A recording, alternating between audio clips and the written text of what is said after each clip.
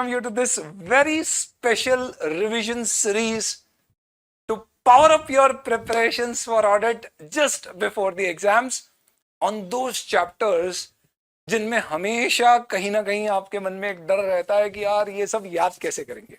What we call as special audit because of the special emphasis which we have on these chapters, which will include your chapters like audit of PSUs, NBFCs, bank audit, liabilities of auditor, investigation, due diligence, forensic.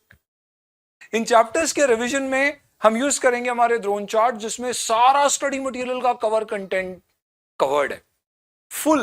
Full नहीं, full. And this revision is going to be covering the whole of your study material then. और अगर आपने कोई दूसरे revision देखे हैं तो उससे आप इसे कंपेयर करके आप वाकई समझ सकते हो कि व्हाट इज फुल रिवीजन. अगर आपके पास ड्रोन चार्ट नहीं है, not to worry, you can just simply refer to the ICI study material और आप उसी सीक्वेंस में इसको रेफर कर सकते हो. You will be able to revise it very well. It's just that कि आपको स्टडी मटेरियल में हो सकता है कि थोड़ा सा वो रोमांच इन terms of the colours, in terms of the beauty, in terms of the attraction, वो जो एक इंक्लिनेशन पढ़ाई का होता है वो शायद थोड़ा कम मिले. बट नेवरदलेस हो सकता है वहां पे आपको चार्ट्स नहीं मिले, इंपॉर्टेंट पॉइंट्स हाईलाइट करे हुए नहीं मिले, but still the content would match.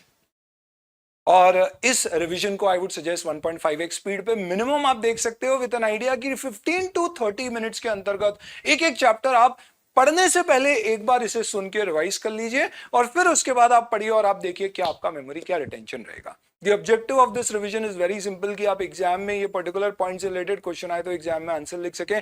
The objective is not to explain things, सिर्फ मुद्दे की बात है और ऐसी मुद्दे की बात जिसको आप याद रख के एग्जाम तक ले जा सको, जिसके लिए कहीं जरूरत पड़ी तो हमने निमोनिक्स यूज किए, कहीं जरूरत पड़ी तो हमने एक्सप्लेनेशन दिया, कहीं जरूरत पड़ी तो कोई स्टोरी से पिरोया, कहीं एक लॉजिकल कनेक्शन क्रिएट किया, पर उद्देश्य सिर्फ एक है कि उससे रिलेटेड एग्जाम में क्वेश्चन स्टूडेंट अच्छे से सॉल्व कर पाएगा. I hope you enjoy this particular revision series and this is something which will really help us to make audit अब सबसे स्कोरिंग. चले guys, now let's come to the chapter of forensic audit. नया chapter सिर्फ new course में आया है. Question 2 बार exam में अभी तक आ चुके हैं और अपने आप में थोड़ा सा पेचीदा टाइप का है. तो ये रिवीजन तुम्हारे बड़े काम का है. बहुत सारी चीजें तुम्हारे दिमाग में सिर्फ समझ ही नहीं आएगी, याद रखने की भी काम आएगी. उस सोच के साथ अपन ने बनाया इस रिवीजन को. आइए दोस्तों, सबसे पहले कुछ इंपॉर्टेंट टर्म्स से शुरुआत करते हैं. कहते हैं फॉरेंसिक अकाउंटिंग कमबख्त क्या है.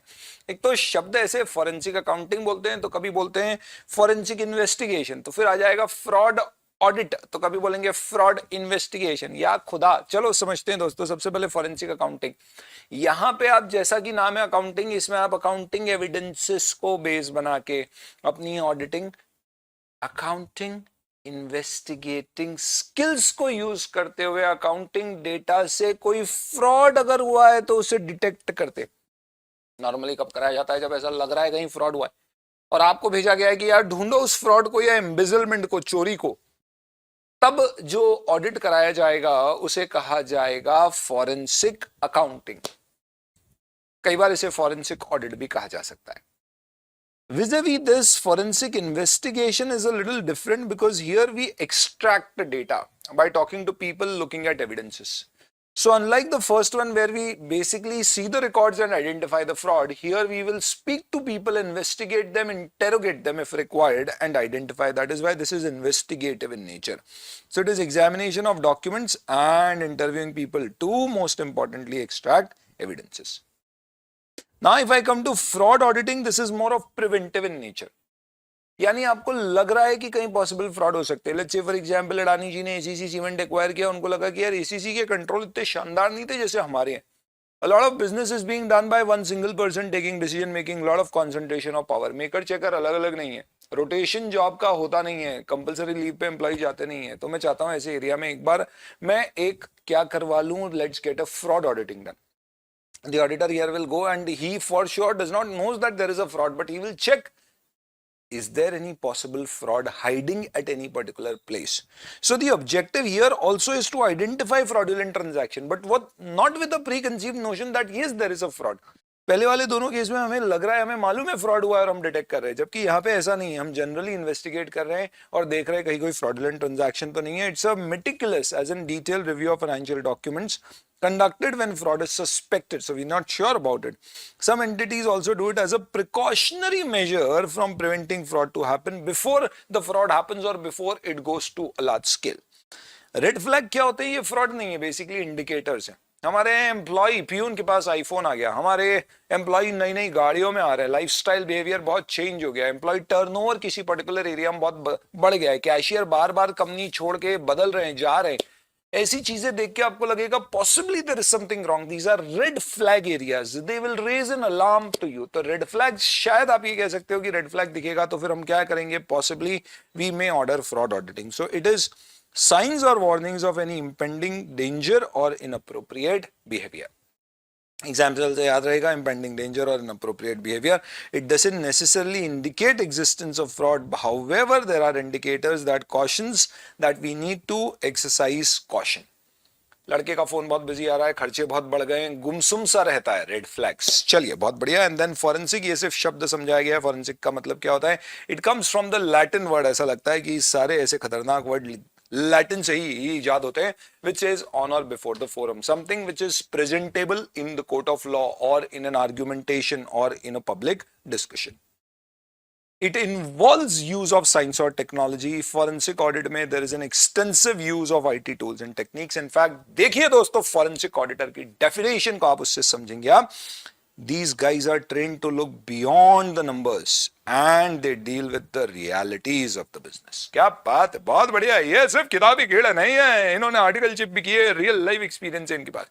वाह, ये तो याद हो गया। फॉरेंसिक ऑडिटर कौन है? जिसके पास सिर्फ नंबर्स को ही नहीं देखता है, ये बिजनेस रियलिटीज को भी देखता है। Plus, over and above this, they have highly specialized skills relating to what? Knowledge of fraud, investigating techniques, legal framework. They should be available, or they should be knowing about what are the types of frauds, what are the legal concepts, what are the various procedures, including the IT tools for data recovery, etc., so that they can detect fraud. इसको ज्यादा अच्छे से समझना है तो आओ दोस्तों, मैं आपको स्किल्स बताता हूँ।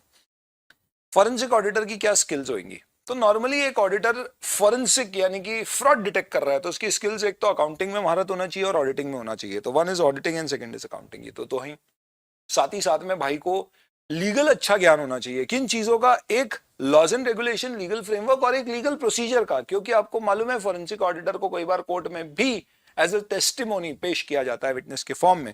तो they will have good knowledge about the legal framework and the litigation process. ध्यान रखना, पूरे फॉरेंसिक ऑडिट में आईटी बार बार आएगा, तो आपके पास आईटी का अच्छा नॉलेज और इन्वेस्टिगेटिव टूल्स का आपके पास अच्छा नॉलेज होना चाहिए। डेटा एनालिटिक्स, क्रिमिनोलॉजी अभी अपन आगे डिस्कस करेंगे अगली स्लाइड में, इन्वेस्टिगेटिव टेक्निक्स। इससे ये लोग एविडेंस गैदर करें और इनके अच्छे कनेक्शन होना चाहिए, जरूरत पड़ने पे एक्सपर्ट के पास भी जा सकते हैं। These are skills. बड़ा लॉजिकली डिस्कस भी हो गया, याद भी हो गया, बढ़िया। रोल क्या होता है फॉरेंसिक ऑडिटर, कहाँ कहाँ पर काम आता है दोस्तों? तो अभी मैंने आपको एक चीज बताई कि इसको as a testimony in the court present किया जा सकता है। प्लस ये लोग फ्रॉड डिटेक्ट करने में और कुछ केसेस में प्रिवेंट करने में काम करेंगे। और फिर आईटी आ गया एक बार फिर से, तो कंप्यूटर फॉरेंसिक। कोई टैक्स की रेड हुई है, हमें लग रहा है डेटा सारा डिलीट हो गया, हम लाएंगे फॉरेंसिक ऑडिटर को, वो डिलीटेड डेटा को एक्सट्रैक्ट करेगा। ये क्या कहा जाएगा? आईटी टूल्स को यूज करेगा। इसे कंप्यूटर फॉरेंसिक का पार्ट कहा जाएगा। ऑडिट और फॉरेंसिक ऑडिट में क्या फर्क होता है? अभी तो इन्वेस्टिगेशन और ऑडिट का डिफरेंस समझा था, बस बिल्कुल वैसे ही। तो भैया ऑडिट क्या होगा? कंप्लायंस, सब्सटेंसिव चेक करेगा। फॉरेंसिक क्या करेगा? इन डेप्थ चेक करेगा। ये लिमिटेशन के साथ काम करेगा, इस पे कोई लिमिटेशन नहीं होगा। ये ओपिनियन देगा, नेगेटिव एश्योरेंस बोलेगा, सब कुछ ठीक लग रहा है या हमें कोई गलती नहीं मिली, ये बोलेगा नहीं ये फ्रॉड हुआ है, ये हमारे पास प्रूफ है, ये इस तरह से हम इसको कंक्लूड करते हैं। टेक्निक क्या होगी इसकी? मोर और लेस इसकी इन्वेस्टिगेटिव टूल्स यूज करने की ऑडिटर की नहीं होगी, जबकि इसकी होगी। तो ऑब्जेक्टिव में ही फर्क है। ये ट्रू एंड फेयर व्यू है, इसका बेसिक उद्देश्य fraud detection. Technique substantive, compliance, investigative. यहाँ पे हमारा क्या होगा? मैनेजमेंट परसुएसिव एविडेंस पे रिलाई करेंगे, मैनेजमेंट की दी गई चीजों को क्रॉस चेक करेंगे। यहाँ पे ऐसा नहीं, हम पूरा इंडिपेंडेंट पूरा चेक कर डालेंगे।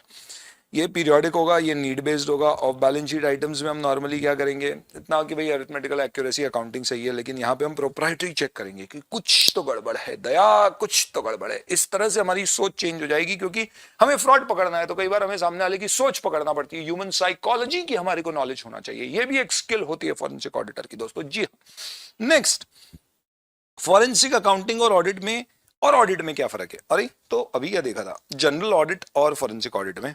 फॉरेंसिक अकाउंटिंग में हम क्या करते हैं? अभी ये फॉरेंसिक अकाउंटिंग की बात हो गई। In response to an event we'll do financial investigation from accounting records we will try to identify the frauds. तो नथिंग मच। एग्जाम में सर ये डिफरेंस वाले क्वेश्चन आते हैं कि आप घुमा के ऐसे पूछेंगे, आपको एक सिचुएशन दे देंगे, बैंक ने आपको एक लोन दिया और इस लोन में से आपको बैंक को ऐसा डर लग रहा है कि आपने लोन पर्सनल यूज के लिए ले लिया, लड़की की शादी में पैसे लगा दिए, तो बताइए अब आपको बैंक को क्या अपॉइंट करना चाहिए आपके यहाँ पे, एक ऑडिटर या एक फॉरेंसिक ऑडिटर? हमारा जवाब होगा फॉरेंसिक ऑडिटर। पर सपोर्ट कैसे करोगे जवाब को? तो आप बोलोगे ऑडिट और फॉरेंसिक ऑडिट में ये फर्क होता है। फॉरेंसिक ऑडिट क्योंकि ये चीजें अचीव करता है, इसलिए ऐसी सिचुएशन में फॉरेंसिक ऑडिटर अपॉइंट होना चाहिए। ये दो क्वेश्चंस आप चाहें तो देख सकते हैं, these are both relating to this particular aspect. Let's get going guys. बढ़िया है, क्वेश्चन भी साथ साथ में हो गया। किसे लगता है फॉरेंसिक ऑडिटर? अरे दोस्तों एक बात बताओ, फॉरेंसिक ऑडिटर किसे लगेगा? तो सीधी सी बात है दोस्तों, जहां पर भी हमें कोई प्रूफ करना है, जैसे मैंने बताया कोर्ट में काम आता है तो लॉयर्स को लगेगा फॉरेंसिक ऑडिटर, सरकार को लगेगा टैक्स की रेड वगैरह लगाई तो उसमें लगेगा, बिजनेस कम्युनिटी को लग सकता है अपने आप फ्रॉड प्रिवेंशन करने के लिए, बैंक्स को तो सबसे ज्यादा लगेगा भारत में, क्यों? क्योंकि बैंकिंग फ्रॉड सबसे ज्यादा होते हैं, लोग पैसे लेके भाग जाते हैं। कोर्ट को लग सकता है, वो अपॉइंट कर सकते हैं पब्लिक प्रोसिक्यूटर के सपोर्ट करने के लिए। इंश्योरेंस कंपनी और बैंक्स इन दो को तो लगते ही हैं, क्यों? क्योंकि एज सच यहाँ पे फ्रॉड्स होते ही होते हैं। पुलिस फोर्स को भी लग सकता है। What is the importance of forensic auditor? आप इसको सेल्फ एक्सप्लेनेटरी है, देख सकते हो। फ्रॉड डिटेक्ट करने में काम आएगा, रिस्क मैनेजमेंट में, court systems, filing, internal control बेहतर करने के लिए, एविडेंस कलेक्शन, प्रोफेशनल बॉडी को बताने के लिए कि भैया आपके बंदे ने फ्रॉड किया है या नहीं किया है, आपस में कम्युनिकेशन करने के लिए, कंप्लायंस से भी वगैरह के सबके काम आ सकता है। सिंपल है। What is the area of demand for forensic auditor? आजकल फॉरेंसिक ऑडिटर की डिमांड कहाँ चल रहे हैं दोस्तों? बहुत चलता है फॉरेंसिक ऑडिट। इनफैक्ट आपको मालूम है सीए बनने के बाद आपके पास आजकल बिग फोर में पहले होता था सिर्फ ऑडिट, जिसमें इंटरनल ऑडिट जिसे रिस्क कहते हैं आजकल, और स्टैट्यूटरी ऑडिट और टैक्स में ओपनिंग आती थी। आजकल एक अलग से ओपनिंग आती है, मालूम है आपको किसमें? फिट्स में, फॉरेंसिक इन्वेस्टिगेशन या फॉरेंसिक ऑडिट में। तो कहां कहां आजकल चल रहे हैं सर ये डिमांड? कहां कहां पर आ रही है फॉरेंसिक ऑडिटर की? अरे बहुत सारे एरियाज में आ रही है सर। आप तो रट्टा दो बस, हमको और कुछ नहीं करना। ये हुई ना मुद्दे की बात, अपने को रटना है। बहुत बढ़िया बेटा। तो सबसे पहले ये आर्बिट्रेटर के काम में आती है। तो पहली चीज आर्बिट्रेशन सर्विस। दो लोग झगड़े हुए, उसको सुलझाने के लिए एक मांडवाली करेगा, पर मांडवाली करने के लिए, फैक्ट्स एस्टैब्लिश करने के लिए कहीं हम फॉरेंसिक ऑडिटर लाएंगे और उससे प्रूव कराएंगे कि ऐसा हुआ है। ए फॉर आर्बिट्रेशन सर्विसेज, बहुत बढ़िया। सी फॉर क्रिमिनल इन्वेस्टिगेशन। अरे सर बी बीच में भूल गए, ओ हो बड़ी नेग्लिजेंस करी आपने, प्रोफेशनल नेग्लिजेंस केसेस। हाँ हाँ हाँ, बहुत बढ़िया सर, बहुत बढ़िया, सही जा रहे हो। देन झगड़े हो गए, डिस्प्यूट सेटलमेंट, आर्बिट्रेशन आया तो डिस्प्यूट आएगा ही आएगा। डिस्प्यूट सेटलमेंट में ई दो बार लिख देते तो आई हो जाता है, हा हा हा हा हा, इंश्योरेंस क्लेम बहुत खराब था। और फाइनली फ्रॉड इन्वेस्टिगेशन, ऐसे फ्रॉड ही होगा फॉरेंसिक वाले चैप्टर में। तो ये अलग अलग एरियाज है जहाँ पे डिमांड ऑफ फॉरेंसिक ऑडिटर आ सकती है। What are the services which are rendered by forensic auditor? अरे बहुत सारे काम कर सकते हैं आप। इतने सारे कैसे याद रखेंगे? तो आप तो इसमें एक चीज याद रखना, सबसे पहले आइडेंटिफाइंग। और इस शब्द के साथ बहुत सारे शब्द जुड़े हुए हैं। क्या आइडेंटिफाई करने में ये काम आ सकता है आपको?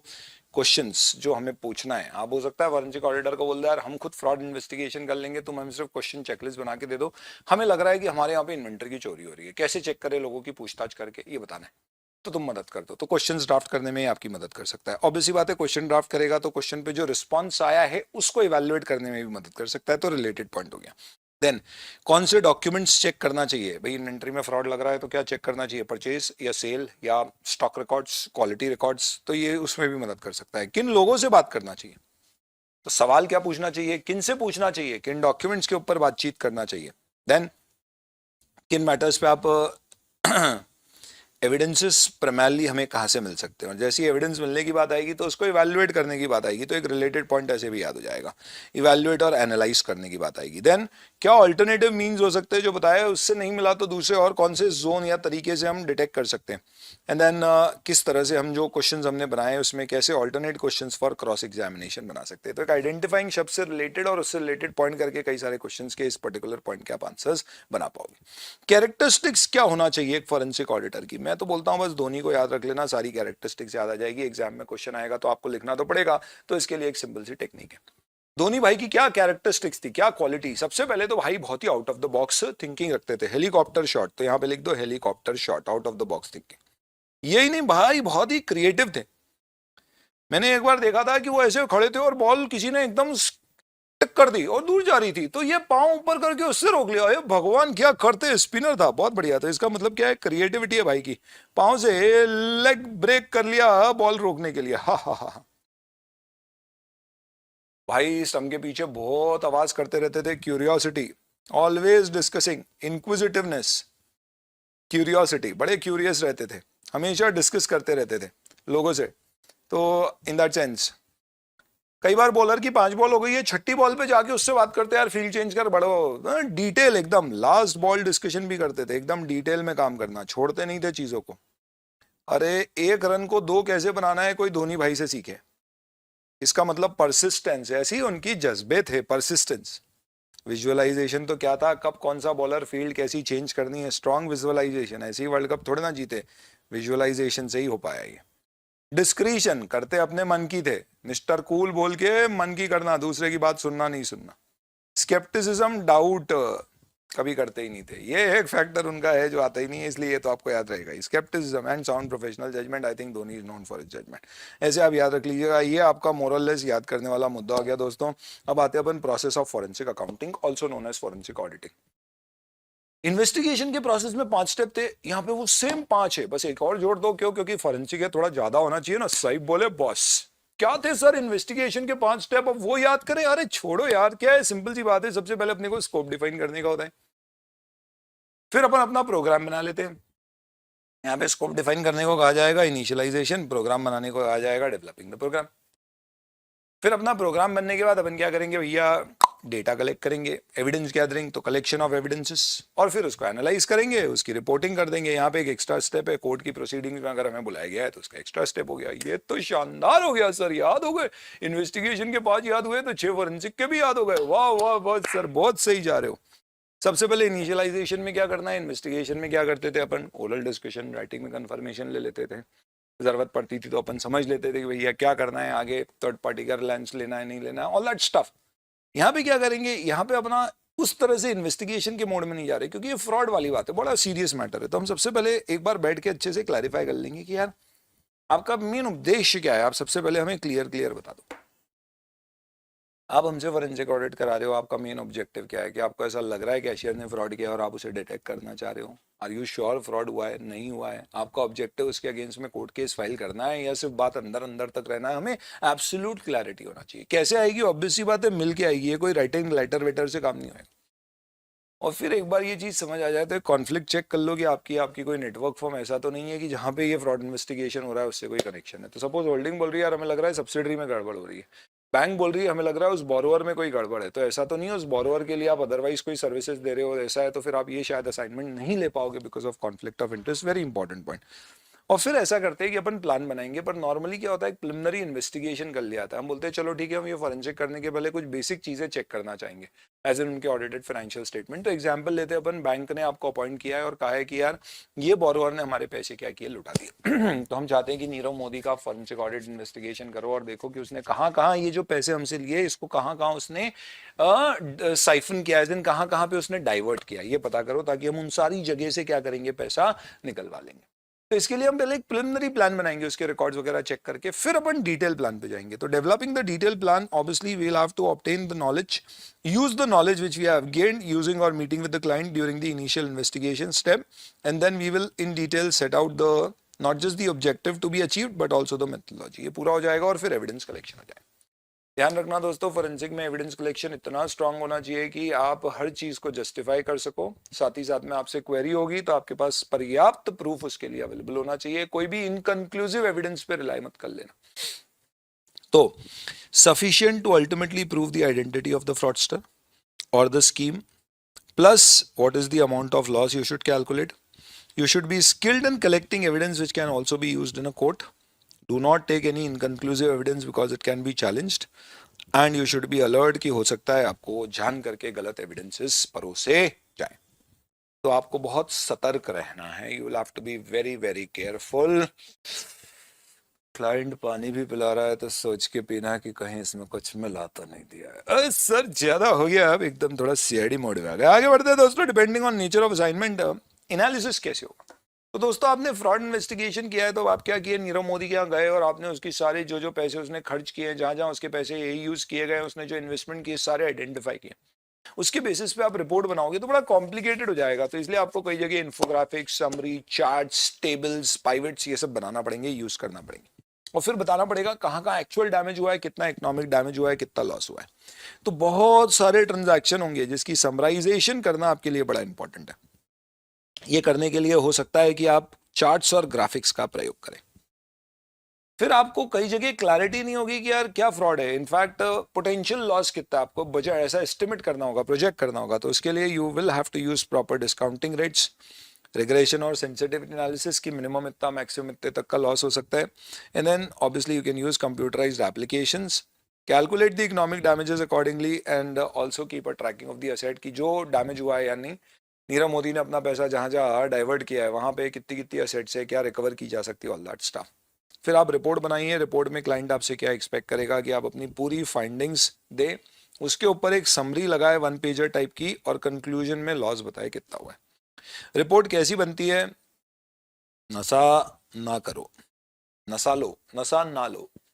नशा लो नेचर ऑफ द असाइनमेंट पे डिपेंड करेगा, स्कोप ऑफ द असाइनमेंट पे डिपेंड करेगा, अप्रोच पे डिपेंड करेगा, लिमिटेशंस आप पे क्या डाली गई है, और ओपिनियन। रट्टा लगा लो, नशा लो। शेड्यूल ग्राफिक्स आप यूज कर सकते हो जो आपने बनाए थे, कैसे पूरी बैकग्राउंड देना कि कैसे फ्रॉड किया गया था। तो नॉर्मली आप फॉरेंसिक ऑडिटर की रिपोर्ट देखोगे तो वो पहले बैकग्राउंड बताएगा कि भाई ये डिवाइस स्कीम इन्होंने की गई थी। तो हर्षद मेहता के केस में जब स्कैम 1992 देखी होगी तो जिसने रिपोर्ट किया था फ्रॉड हुआ है उसने पहले बताया कि भैया इनका लॉजिक क्या है, कैसे ये बैंक से बिल्टी लेते हैं, उसका पैसा इनकैश करके खुद थोड़े बने अपने पास रखते हैं फिर आगे देते हैं। तो पूरी उसकी स्कीम उन्होंने समझाई। ये लोग चाहे तो इम्प्रूवमेंट्स भी रिकमेंड कर सकते हैं, बाकी फैक्ट्स बेस्ड ही होगा, ये कोई ओपिनियन नहीं देंगे। कोर्ट में अगर इनको जाना है तो जो भी एविडेंस इन्होंने गैदर किया ड्यूरिंग इन्वेस्टिगेशन उसे कोर्ट में टीम मेंबर्स के थ्रू प्रेजेंट किया जाएगा। ये ध्यान रखें, इसके लिए एविडेंस ऐसे गैदर करें। ये आपका 6 step of the process of forensic audit है। बहुत चलिए अब दोस्तों एक बड़ा इंपॉर्टेंट डिस्कशन करिए फ्रॉड ऑडिट टेक्निक्स का। टोटल आप देखेंगे तो यहाँ पे 8 टेक्निक्स है। अपन पहले तो याद कर लेते, बाद में समझने की बात करते हैं। सबसे पहले आप धंधे को समझो, अंडरस्टैंड द बिजनेस। फिर आप धोखे को समझो, धोखा, तेरा नाम धोखा रख दूं नाराज होगी क्या। और फिर आप जितने पॉसिबल सिम्टम्स हो सकते हैं जिसे देख के आपको लगता है यहाँ पॉसिबली धोखा हो सकता है, आप उन सबको कैटलॉग कर दो, यानी धर दो, सबको एक लिस्ट बना दो। बहुत ही खराब था। एक बार आपने सारे सिम्टम्स को कैटलॉग कर दिया, मैं समझाऊंगा ना आपको, पहले याद तो करा दूं। फिर आप डेटा गैदर करने की कोई टेक्निक बनाओ। तो टेक्नोलॉजी यूज करो जिससे अपन उसका डेटा गैदर करेंगे, और जो डेटा गैदर हो उससे रिजल्ट एनालाइज करो। जब रिजल्ट मिलेगा, आपको डेटा मिलेगा, तो जो सिम्टम्स आपने देखे थे उससे डेटा रिलेटेड मिला, आपने एनालाइज किया, फिर उन सिम्टम्स को वापस से इवैल्यूएट करो और देखो कि यार जो आपने सिम्टम्स सोचे थे वो सही सोचे थे या आप गलत दिशा में गए थे। अगर गलत दिशा है तो फिर वापस से 99 पे सांप काट गया, शुरू से शुरू करो। और अगर आपको लगता है सब कुछ ठीक है तो फिर आप ऑटोमेट कर दो कि वैसे सारी गड़बड़ आपको पता पड़ जाए, और फिर फॉलोअप भी प्लान कर लो। ये याद होने की तरकीब है, और अब समझ लो दोनों तरकीब साथ में यूज करोगे तो बढ़िया याद हो जाएगा। 2 मिनट के लिए आप समझो कि हमें क्या करना है। We have to basically we been appointed to, let's say for example, detect frauds. हमें समझ नहीं आ रहा है यार हमारी कंपनी में क्या हो रहा है, चोरियां बहुत हो रही है, and we are not able to understand कि ये इतनी चोरियां हो कैसे रही है, पिल्फरेज बहुत हो रही है। Let's say for example, let's for that particular matter say that we are running a store like pantaloons and all, जहाँ पे कितनी सारी आइटम्स होती है और पिल्फरेज, थेफ्ट बहुत हो रही है। हमने सारे तरीके लगाए, कंट्रोल्स अच्छे से किए, पर फिर भी कुछ ना कुछ गुड्स और सब्सटैंशियल क्वांटिटी में गुड्स चोरी हो रहे हैं। तो हमने एक फॉरेंसिक इन्वेस्टिगेशन ऑर्डर किया है कि यार जरा पता करो कि कैसे चोरियां हो रही हैं। तो सबसे पहले आप बिजनेस को अच्छे से समझो कि यार क्या होता है, कैसे होता है, लोग कैसे आते हैं, कैसे खरीदते हैं माल, कैसे बाहर जाते हैं, पूरा सिस्टम समझो, और फिर देखो कि कहाँ कहाँ फ्रॉड हो सकता है। एक फॉरेंसिक ऑडिटर कैसे फ्रॉड डिटेक्ट करेगा? वो बोलेगा कि यार एक फ्रॉड पॉसिबली आ सकता है सेल्स रिटर्न में। आदमी जब खरीदता है तो खरीदते समय तो क्या करता है, खरीदते समय तो बकायदा उसमें बारकोड लगा रहता है, स्कैन होता है, फिर बाहर जाता है तो एक वो टेस्ट करता है कि भैया बिना उसके कोई बाहर तो नहीं ले जाए। तो इसके लिए चांसेस एक फ्रॉड क्या हो सकते हैं कि लोग पैंटालून स्टोर में जाके कुछ गारमेंट्स उठा के बैग में डाल दें और बारकोड या उसके ऊपर जो टैग लगा हुआ है वो निकाल दे। तो इसके लिए आपने देखा होगा फिजिकल हार्डवेयर बेस्ड टैग्स भी होते हैं जो ऐसे निकलते नहीं है। तो that is one possible thing. पर हमने देखा जब सेल्स रिटर्न होती है तो आदमी घर से माल लेके आता है, देता है और दूसरा ले जाता है या क्रेडिट नोट ले जाता है, वहां पे भी फ्रॉड हो सकता है। तो ऐसे आपने क्या किया, सारे सिम्टम्स कैटलॉग कर लिए कहाँ कहाँ पे पॉसिबली फ्रॉड्स हो सकते हैं, और फिर आपने बोला कि यार इसका डेटा कैसे निकाले। तो मुझे लगता है सेल्स रिटर्न में फ्रॉड ज्यादा है, तो फिर मैं टेक्नोलॉजी से यूज करूंगा, डेटा निकालूंगा सारी सेल्स रिटर्न का और फिर एनालाइज करूंगा रिजल्ट कि यार क्या हो रहा है। कहीं ऐसा तो नहीं हो रहा है कि जो सेल्स रिटर्न हो रही है वो इनवर्ट ही नहीं हो रही है, फेक क्रेडिट नोट्स बन रहे हैं, सेल्स रिटर्न में गुड्स आ नहीं रहे हैं लेकिन वो बन रहे हैं। इससे what I will do is I will investigate the symptom. जब जब सेल्स रिटर्न आए मैं चेक करूंगा वाकई आए या नहीं आए, और मैं देखूंगा कि नहीं यार इसमें कोई प्रॉब्लम नहीं है, प्रॉपर आ रहा है, तो फिर मुझे वापस से बिजनेस समझ के देखना होगा और कहाँ फ्रॉड हो सकते हैं। लेकिन मैंने बोला नहीं यही गड़बड़ हो रही है, तो फिर मैं ऑटोमेट कर दूंगा कि जब भी सेल्स रिटर्न होता है तो जरा इवेल्युएट करो कि माल कैसे आता है, कैसे स्टॉक में जाता है, कैसे इन्वर्ट होता है, कहाँ जाता है, और फिर फॉलोअप कर लेंगे। ये आपके तरीके हैं, ये 8 स्टेप्स हैं। शुरू के 3 स्टेप्स को आप एनालिटिकल स्टेप्स बोल सकते हो, ये आपके टेक्नोलॉजी स्टेप्स हैं और ये आपके इन्वेस्टिगेटिव स्टेप्स हैं। तो ये जो मैंने तरीका अपनाया ये बहुत ही सिंपल सा तरीका था फ्रॉड डिटेक्ट करने का, बट कई सारी कॉम्प्लिकेटेड टेक्निक्स आपके पास अवेलेबल हो सकती है फ्रॉड की। Now let's talk about those particular techniques. चलिए, तो अब बात करेंगे some techniques of forensic auditor में यूज। जनरल ऑडिट टेक्निक्स क्या होंगी दोस्तों?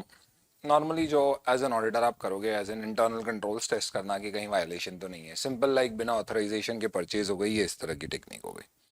स्टैटिस्टिकल मैथमेटिकल टेक्निक्स क्या होगी? एक हो सकता है कि आप ट्रेंड एनालिसिस कर लो कि यार कंपनी की ऐसा तो नहीं है एकदम एक्सपेंसेस ईयर एंड पे बढ़ रहा है, तो देयर इज पॉसिबिलिटी कि यहाँ से इस तरह से कहीं फ्रॉड किया जा रहा है। एक ही पार्टी से परचेज बहुत बढ़ रही है, किसी पर्टिकुलर पार्टी को क्रेडिट बहुत ज़्यादा दिया जा रहा है, तो ट्रेंड एनालिसिस कर सकते हैं, रेशियो एनालिसिस कर सकते हैं, इससे भी फ्रॉड डिटेक्ट या रेड फ्लैग्स पता किए जा सकते हैं। Most prevalent technique which you'll have to use in forensic audit or investigation is technology based or digital techniques. Simple क्या हो सकता है भैया, आपने ईमेल्स को टारगेट किया, फोन लॉग्स पढ़े, हार्ड ड्राइव्स जितनी भी है उसको टारगेट करके वहां से देखे। सपोज समझिए कि भैया हमें क्रिकेट के सट्टे की कई जानकारी मिली, हम गए, सारा का सारा रिकॉर्ड गायब कर दिया गया। अब फॉरेंसिक ऑडिटर को बोला है कि यार यहाँ पे सट्टा चलता था, तो आपको डिटेक्ट करना है कि कितना सट्टा पिछले सालों में कितनी बेटिंग हो चुकी है, ये निकाल के दीजिए। तो आप क्या करोगे? So now what you will have to do is there could be various possibilities. जैसे फॉर एग्जांपल अगर फ्रॉड्स चल रहे हैं और हम रिमोट जगह से उसको एनालाइज कर रहे हैं तो we can do a live analysis. There could be a cross drive analysis. ये क्या होता है? बेसिकली आपकी मल्टीपल ड्राइव, ये ड्राइव होना चाहिए। क्रॉस ड्राइव एनालिसिस में आप क्या करते हैं, इसमें एमसीक्यू भी आ सकता है, which of the following is a cross drive analysis, तो ऐसे भी समझ लीजिए। इसमें आप इंस्टेड ऑफ एक एक करके उनकी हार्ड डिस्क को निकाल के डेटा एक्सट्रैक्ट करने की जगह, ब्लॉकचेन जैसा कंसेप्ट, मल्टीपल हार्ड डिस्क को साथ साथ एक्सट्रैक्ट करके सिमिलर नाम की फाइल को एक साथ डिटेक्ट करके आप आइडेंटिफाई करोगे। जैसे हो सकता है नॉर्मली ये क्रिकेट के सट्टे करते हैं तो जिन लोगों के बिहाफ पे बेटिंग करते हैं उनके कोड नेम्स होते हैं। अब ये भी एक सिस्टम हो सकता है कि हर बार ये एक ही सिस्टम में डेटा पंच नहीं करते, तो अगर आप सारी ड्राइव्स को एक साथ एनालाइज करोगे तो वो उसको पैचअप कर देंगे। इसी तरह से एक इनकेस करके सॉफ्टवेयर या टेक्निक होती है जिसके अंतर्गत what you do is you do a parallel detection of fraud from multiple drives in computer so that it is quick in terms of result detection. Deleted files extract करना ये तो बहुत आसान है, घर वाले हमारे कई बार देखता है हमको कि कंप्यूटर में क्या देख रहे हैं तो जाके रिसाइकल बिन से रिसाइकल करके देखते हैं। Hiding information inside another document और इन्फॉर्मेशन, हमारे let's say for example computer में हमने एक फोल्डर बना रखा है और उस फोल्डर में हमने नाम दे रखा है let's say for example CA final audit, उसके अंदर फिर नाम दे रखा है ड्रोन चार्ट्स, और उसके अंदर गए तो चार्ट्स नहीं और फोटो मिले और हमारी सारी एक्स के फोटो निकल के आ गए। स्टेगनोग्राफी इज बेसिकली, बचपन में आपने खेला होगा, वो आता था ना कि मोम अपन घिसते थे तो क्या लिखा हुआ रहता था वो निकल के आता था। तो सीक्रेटिव इन्फॉर्मेशन इस तरह से देना कि नेकेड आईज को दिखे नहीं but then it can be detected, that is steganography. System log देखे जा सकते हैं, सीए हमारा करता है कि ओ ये मालूम पड़ा यहाँ पर बैठ के यूट्यूब देख रहा था, बंदे ने ऐसा किया है, तो that's about it, wonderful. And excuse me, that is another thing. And then tracking log files, this is basically what once again similar to that PC system log or log files. Then moving on next is computer assisted audit techniques. ये CADS हो गई आपकी, जिसमें आप Excel या कोई software को use करके आप क्या कर सकते हैं, यू कैन डू एनालिसिस। तो आपको कोई फ्रॉड निकालना है तो आपने डंप ले लिया और उससे पिवट वगैरह बना के आइडेंटिफाई कर लिया कहाँ गड़बड़ हो रही है। Generalise audit software pre made software होते हैं जो कुछ केसेस में आपके पास अवेलेबल होंगे। ये क्या करते हैं, ये पहले से देखो, आप 2 मिनट के लिए आर्टिफिशियल इंटेलिजेंस लगाओ फ्रॉड डिटेक्ट करने के लिए। आप सोचो कि आपको टैक्स ऑडिटर अपॉइंट किया गया है, टैक्स इन्वेस्टिगेटर अपॉइंट किया गया और आपको डिटेक्ट करना है फ्रॉड्स कहाँ हो सकते हैं। तो आपको एक रिस्क है कि 10,000 से ऊपर के कैश पेमेंट कंपनी स्प्लिट कर रही है, तो आप कैसे करोगे उन चीज़ों का, उसका एक सॉफ्टवेयर भी तो बन सकता है। और अगर वो सॉफ्टवेयर रन कर दिया तो वो सेम रोल प्ले करके एक मैक्रो बना के वो डायरेक्टली आपको इन्फॉर्मेशन निकाल के दे सकता है. That is generalized accounting software. Common software tools are also available. जैसे टैली वगैरह में फीचर्स ही होते हैं. जैसे आप कई सारी एक्सेप्शन रिपोर्ट्स निकाल सकते हो. 10,000 से ऊपर के कैश पेमेंट की रिपोर्ट निकल गई, बिना टीडीएस के पेमेंट की सारी रिपोर्ट निकल के आ गई, रिलेटेड पार्टी के सारे ट्रांजैक्शन निकल के आ गए, एक ही पार्टी को एक दिन से ज्यादा में कोई ट्रांजैक्शन हुआ, रिपोर्ट निकल के आ गई, किसी दिन स्टॉक नेगेटिव गया, रिपोर्ट निकल के आ गई. तो प्रीमेड सॉफ्टवेयर टूल से रिपोर्ट निकाली जा सकती है. Then we have data mining techniques. Important. It is a set of assisted techniques which is designed to automatically mine large volumes of data for new, hidden or unexpected information or pattern. It's nothing but a macro बना के आपने चला दिया और वो data mine करते जा रहे हैं. How is that different? ये software है और ये एक customized macro है. The data mining techniques are categorized in terms of discovery. तो पहले आप पता करोगे कि यार लग क्या रहा है, कहाँ पॉसिबली गड़बड़ हो सकती है. देन प्रोडक्टिव मॉडलिंग, फिर आप एक उस पर मॉडल बनाओगे और उसको रन करके डेटा एक्सट्रैक्ट करके then you will do a deviation and link analysis. I will give you a brilliant example. Suppose आपको लग रहा है कि स्टॉक मार्केट में कोई फ्रॉड कर रहा है, कुछ 4-5 लोग मिलके कार्टेल बना के कुछ लेस ट्रेडेड कंपनी, छोटी कंपनी के जो शेयर्स होते हैं वो सारे शेयर्स में हैवी बाइंग करके उसकी प्राइस आगे बढ़ा रहे हैं. इस तरह की कोई हरकत हो रही है. तो अब मैं क्या करूं ऐसी पर्टिकुलर सिचुएशन में? In this particular case I will possibly से कि अच्छा, मुझे सबसे पहले क्या करना है, डिस्कवरी करनी है किस चीज की, कि क्या हो रहा है, लेस ट्रेडेड शेयर्स में हाई ट्रेडिंग हो रही है. तो मैं ये डिस्कवरी करने के लिए बड़ा आसान है. अगर मेरे पास नेशनल स्टॉक एक्सचेंज ने मुझे अपॉइंट किया ऐसा करने के लिए, तो मैं क्या करूंगा, उनके डेटाबेस में पीछे जाके एक बेसिक मॉडल बना दूंगा जिसमें डिफाइन कर दूंगा कि इससे कम ट्रेडिंग जिसमें इतने पीरियड में हो रही थी ये लेस ट्रेडेड स्टॉक है, अगर उसमें इस लेवल के बियॉन्ड एक दिन में ट्रेडिंग होती है तो ये हाई ट्रेडिंग होगी. इसे मैं डिविएशन मानूंगा और फिर मुझे इसे लिंक करना पड़ेगा कि कौन ब्रोकर ट्रेडिंग कर रहे हैं. तो ये एक डेटा माइनिंग मैक्रो मैंने बना दिया और इसको मैं रन कर दूंगा. इससे फायदा क्या होगा?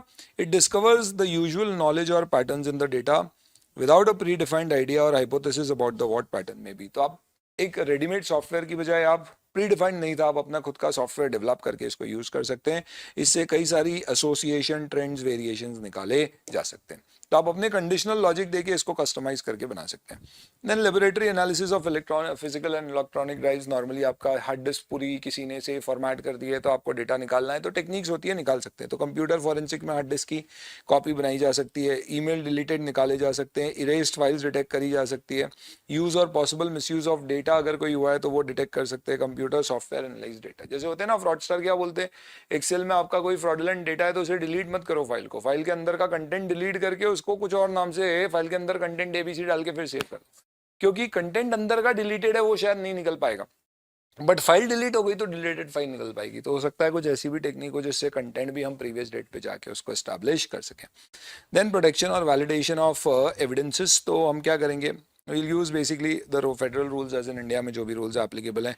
Documents we'll use, physical examination, fingerprint, forgery, ink sampling, document dating. ये फिजिकल टेक्निक्स, आईटी बेस्ड नहीं है कि हैंड राइटिंग चेक करना कि भैया ये उसी की हैंड राइटिंग है या नहीं जिसने करी है. जिसमें इंक चेक हो सकती है कि जैसे होता है ना फेक वाउचर्स में एक ही इंक से बार बार साइन हो रही है जबकि अलग अलग पार्टीज की साइन दिखाई जा रही है. घोस्ट वर्कर को पेमेंट हो रहा है पर सब में हैंड राइटिंग एक जैसी आ रही है, यानी एक ही वर्कर पेमेंट ले रहा है. इससे आप डिटेक्ट कर सकते हो. ये आपकी कुछ अलग अलग टेक्निक्स है. आई डोंट थिंक कि आपको ऐसा बोलेंगे 60 टेक्निक बताओ. मे बी डेटा माइनिंग कैसे यूज होता है इसके कोई पर्टिकुलर पॉइंट से रिलेटेड क्वेश्चन आ सकता है.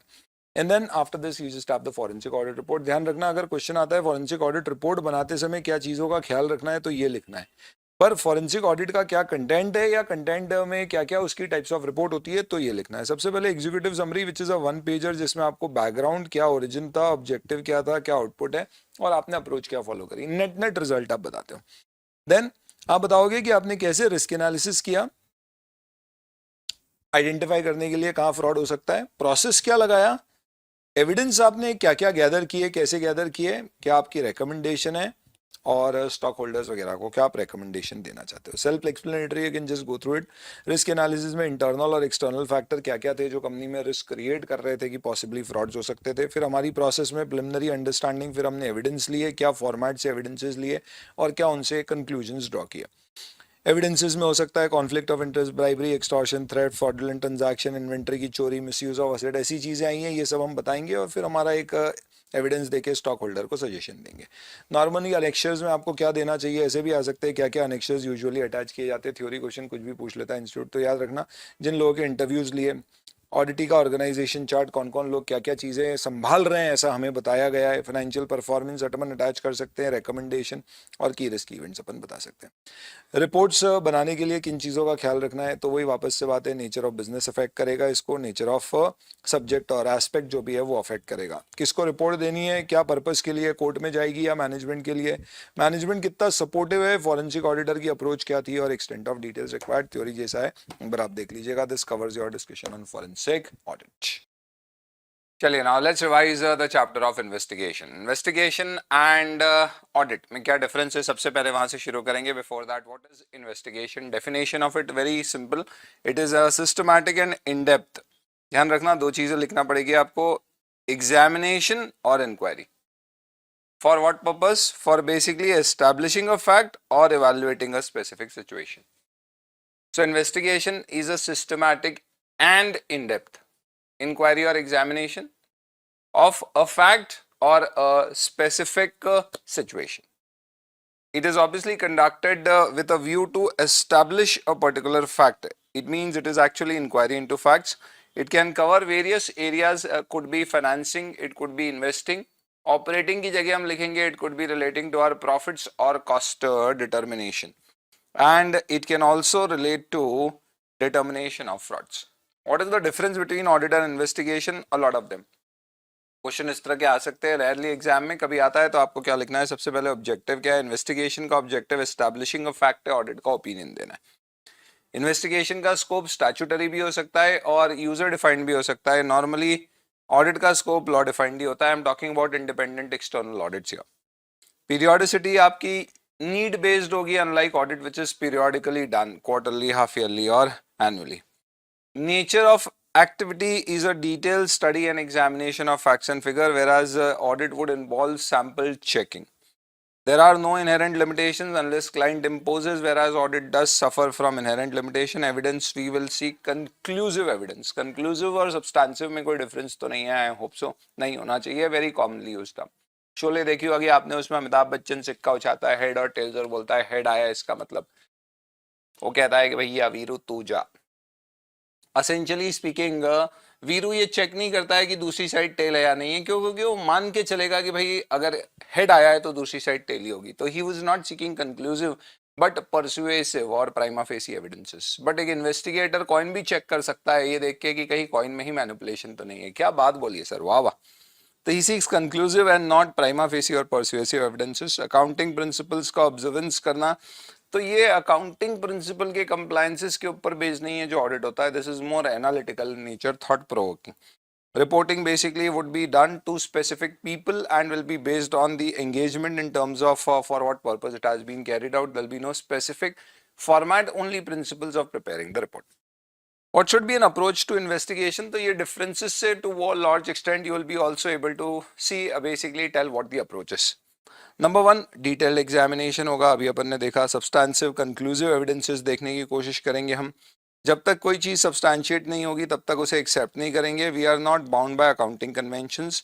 हमारी अप्रोच होगी, हो सकता है इसका fill in the blanks type का एमसीक्यू आ जाए, to suspect first and then verify and then conclude और satisfy ourselves that what we are saying is correct. We will not basically though we do not rely only on prima facie evidences, but auditor जो prima facie evidences या persuasive evidences पे rely करके report देता है, वो एक beginning point हो सकता है इन्वेस्टिगेशन का। दैट मींस इन्वेस्टिगेशन में फॉलो ऑडिट और इट में develop further on the findings of the auditor. This could also be used for making an MCQ.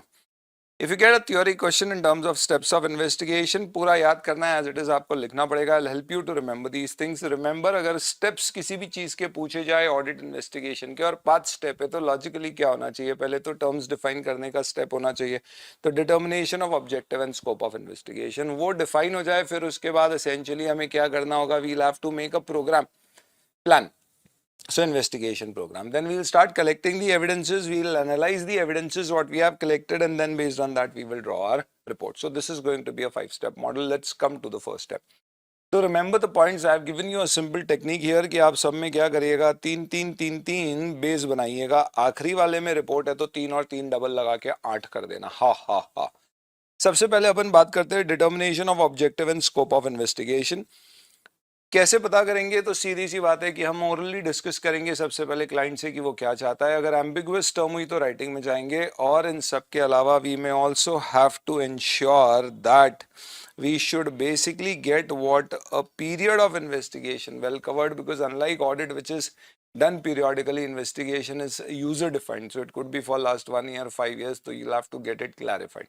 तो 3 पॉइंट आपको किसमें under your determination of scope और ऑब्जेक्टिव में जो डिस्कस करने हैं. पहले वर्बल डिस्कशन से स्कोप समझे, एम्बिग्विटी है तो राइटिंग में लें, और थर्ड पीरियड जरूर डिफाइन कर लें.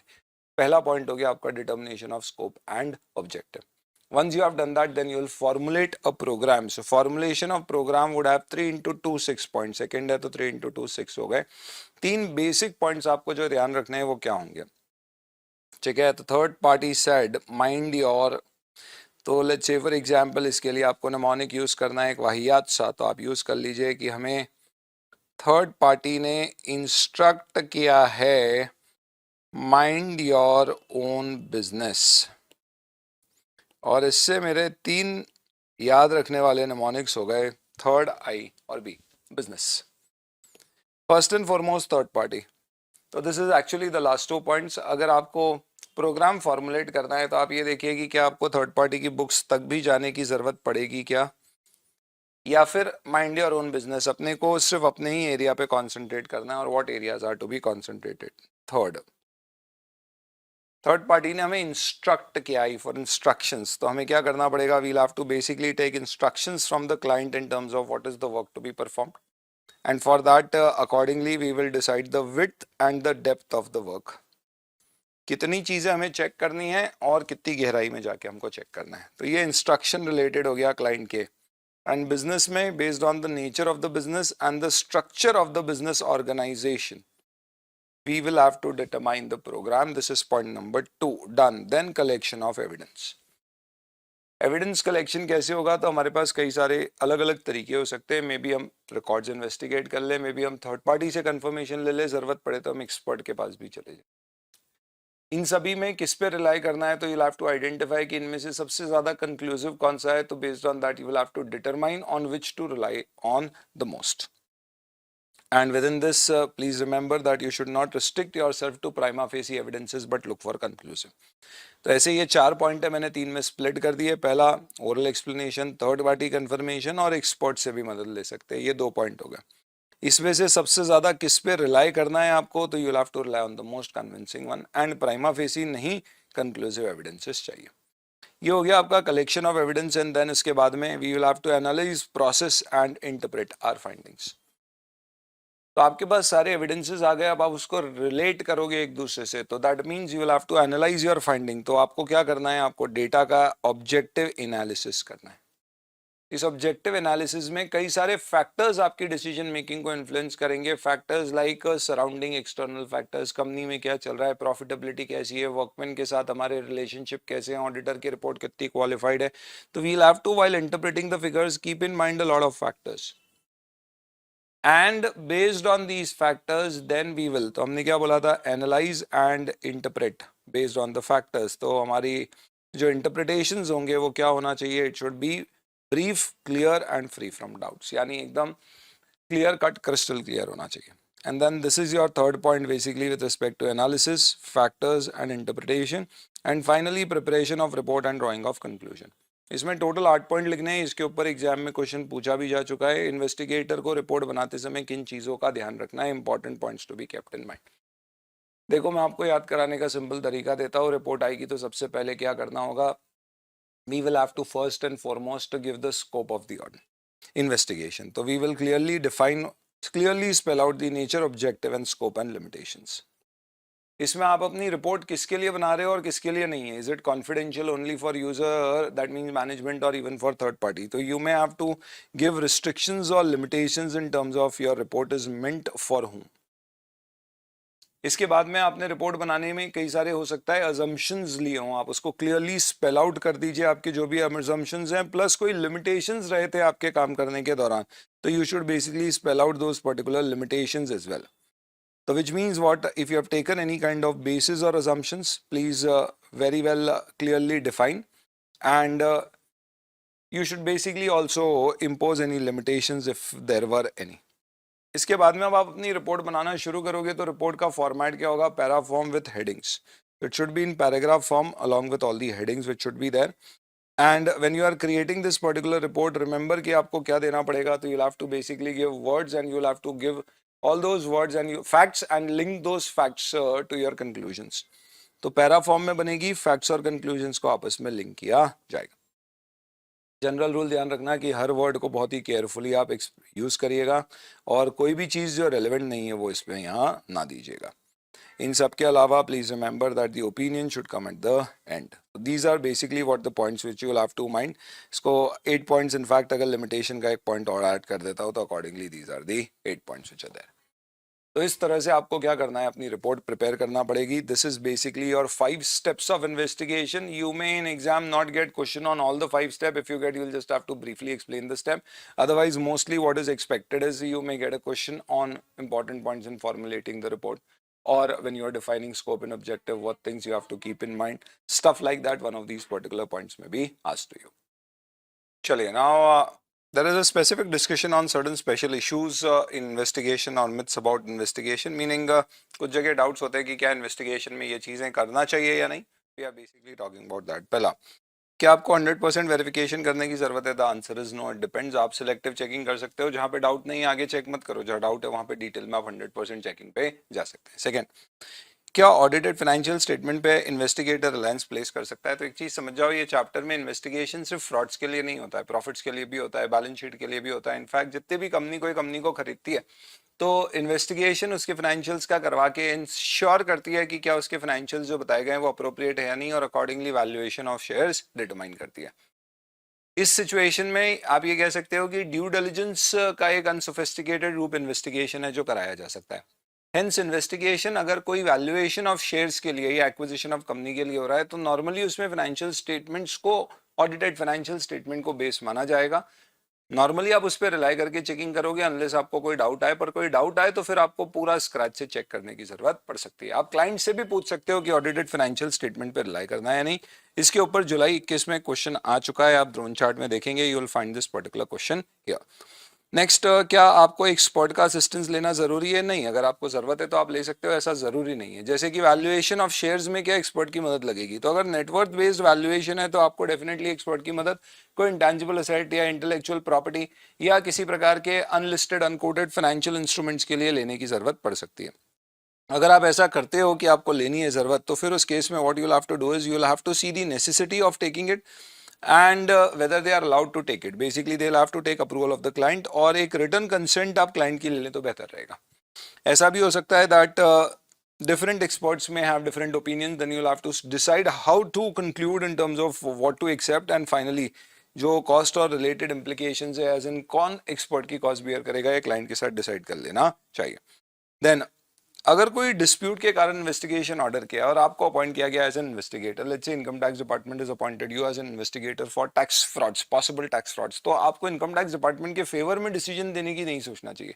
बायर के लिए इन्वेस्टिगेटर अपॉइंट हुआ है तो कोशिश करके प्राइस कम रखें हम, ताकि बायर कम प्राइस पे खरीद पाए, ऐसा नहीं होना चाहिए. इसका मतलब you should be unbiased with respect to your opinion.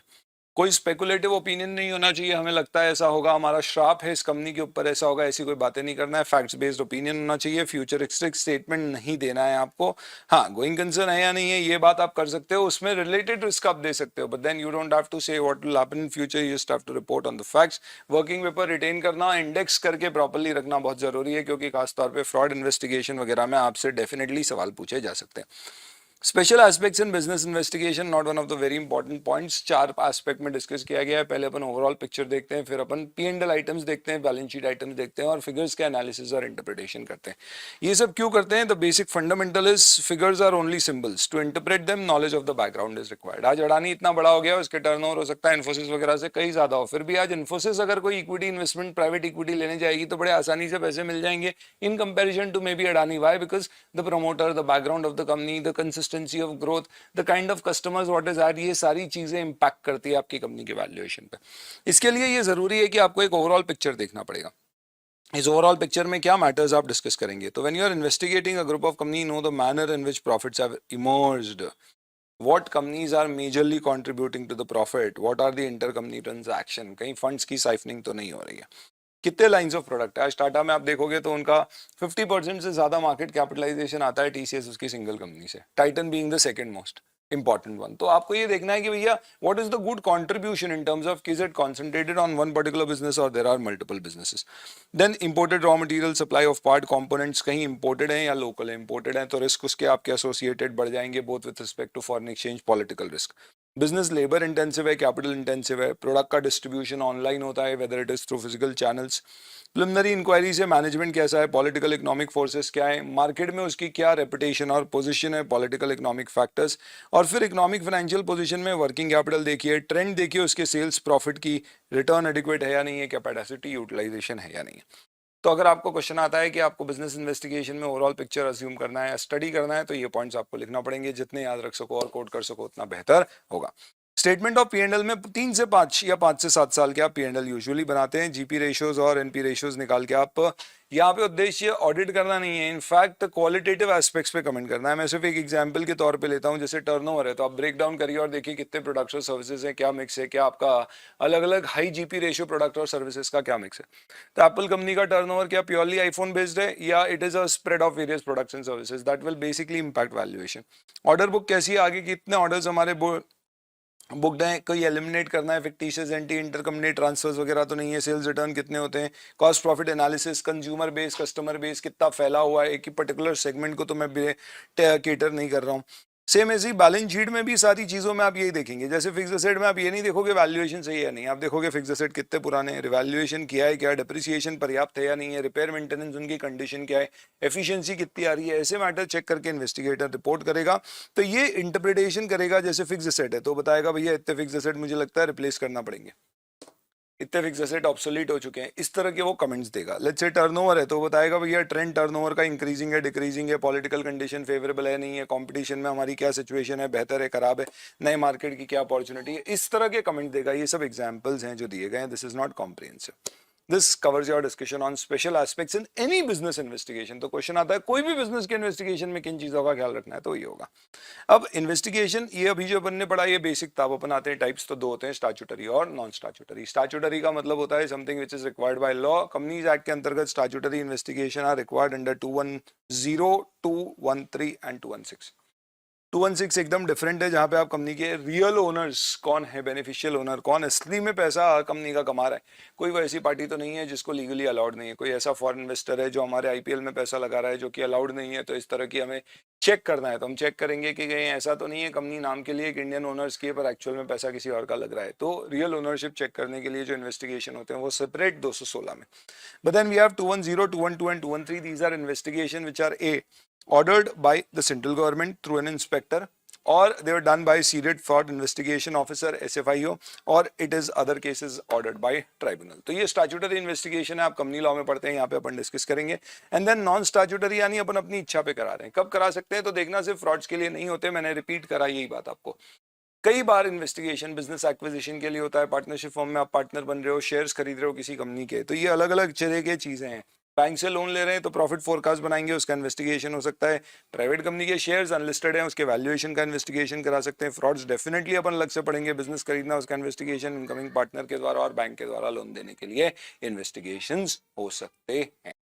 चलिए तो पहले बात करते हैं अपन स्टैट्यूटरी इन्वेस्टिगेशंस की। स्टैट्यूटरी इन्वेस्टिगेशंस में we are basically going to talk about factors like और investigation under 210, 212, 213 and 216। Let's first get into 210, 212 and 213। Statutory investigation जब आप कंपनीज एक्ट के अंतर्गत कर रहे हैं तो एक चीज समझिए कि the basis of terms of investigation is the accounts to be examined. जिन कंपनी में सब्सिडरीज हैं या डायरेक्टर्स किसी एंटिटी में इंटरेस्टेड है, उनके भी अकाउंट्स को एग्जामिनेशन में कवर किया जा सकता है। कोई भी ब्रीच ऑफ ड्यूटी मटीरियल मानी जाएगी या कोई भी लॉस कल्पेबल माना जाएगा, इनफैक्ट नेग्लिजेंस कल्पेबल मानी जाएगी। अगर आपने जो काम आपको स्पेसिफिकली एओए या बोर्ड के रेजोल्यूशन या शेयर होल्डर के रेजोल्यूशन ने करने को कहा था और आपने नहीं किया, तो मानेंगे कि आपने जान करके ऐसा किया है, दैट मीन्स वो फ्रॉडुलेंट माना जाएगा। Otherwise it is just an error, carelessness. Similarly अगर कोई आपने ड्यूटी परफॉर्म करना थी और आपने नहीं की, जिससे कंपनी को लॉस नहीं हुआ है, तो उसे मटेरियल नहीं माना जाएगा। माना जाएगा there is a breach of duty but it will not be treated as material. ये कुछ बेसिक प्रिंसिपल्स है for investigation with respect to negligence and breach of duty. पूरे इन्वेस्टिगेशन में इंस्पेक्टर अपॉइंट किया जाता है, जो एक इंडिविजुअल व्यक्ति होता है। इसके पास कुछ पावर्स होते हैं like interrogating the directors, officers, agents and other concerned with respect to his inquiry. We will come to the powers of inspector appointed later. पहले ये तीनों इन्वेस्टिगेशन के कंपैरिजन समझ लो, इस पे एमसीक्यू भी आ सकता है और एक डिस्क्रिप्टिव क्वेश्चन भी बन सकता है। नंबर 1 समझिए दोस्तों, अगर आप 210 में इन्वेस्टिगेशन कर रहे हैं तो कौन करेगा? तो ये सेंट्रल गवर्नमेंट ऑर्डर करती है। Whereas 213 का इन्वेस्टिगेशन ट्राइब्यूनल के द्वारा ऑर्डर किया जाएगा। ट्राइब्यूनल के पास गुहार लगाने कौन जा सकता है? कोई भी इंडिविजुअल व्यक्ति जा सकता है। शेयर होल्डर्स तो जा ही सकते हैं एक स्पेसिफाइड नंबर्स में। तो ये बोलते हैं specified number of member supported with such evidence और an application made by any other concern person. या फिर ट्रिब्यूनल भी चाहे तो स्यूमोटो, अगर उसे लगता है कि कंपनी का बिजनेस कंडक्ट करने का उद्देश्य क्रेडिटर को धोखा पहुंचाना है या कोई फ्रॉड या अनलॉफुल एक्टिविटी करना है, तो उस केस में वो ये इन्वेस्टिगेशन ऑर्डर कर सकता है। इन्वेस्टिगेशन ऑर्डर करने से पहले पार्टीज को reasonable opportunity of being heard दी जाएगी, क्योंकि ये सुनवाई होने वाली जगह ट्राइब्यूनल है। और एक बार ये कंफर्म हो गया तो फिर उसके बाद में जो भी ऑफिसर को गिल्टी माना गया है उसको 447 की पेनल्टी इंपोज की जाएगी। बट 212 क्योंकि सेंट्रल गवर्नमेंट ऑर्डर कर रहा है, तो यहाँ पे एक इंडिविजुअल व्यक्ति जाएगा तो ये लोग परमिट नहीं करेंगे। There has to be a special resolution of the company if the company is wanting to do this, else registrar या इंस्पेक्टर की कोई रिपोर्ट है जिसके अंतर्गत कहा गया है, या फिर ट्राइब्यूनल या किसी कोर्ट ने सेंट्रल गवर्नमेंट को कहा है कि भैया ये इन्वेस्टिगेशन ऑर्डर करें, तो based on report of registrar, inspector, special resolution of the company, और you can also do it suo motu और an order pass by court और ट्राइब्यूनल। स्यूमोटो पब्लिक इंटरेस्ट में।